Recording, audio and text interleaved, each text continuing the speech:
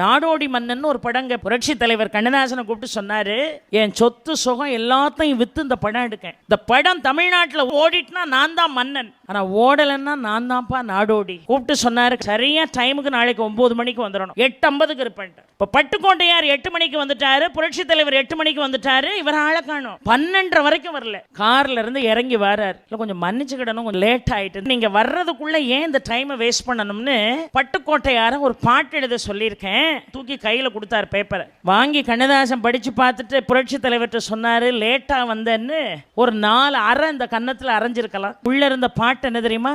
போர் படை தன்னில் தூங்கியவன் வெற்றி இழந்தான், உயர் பள்ளியில் தூங்கியவன் கல்வி இழந்தான், உன் போல் பொறுப்புள்ள மனிதரின் தூக்கத்தினால் பல பொன்னான வேலை எல்லாம் தூங்குதப்பா. கண்ணதாசன் சொன்னார், என் வாழ்க்கையில இனிமே நான் லேட்டா வரமாட்டேன்.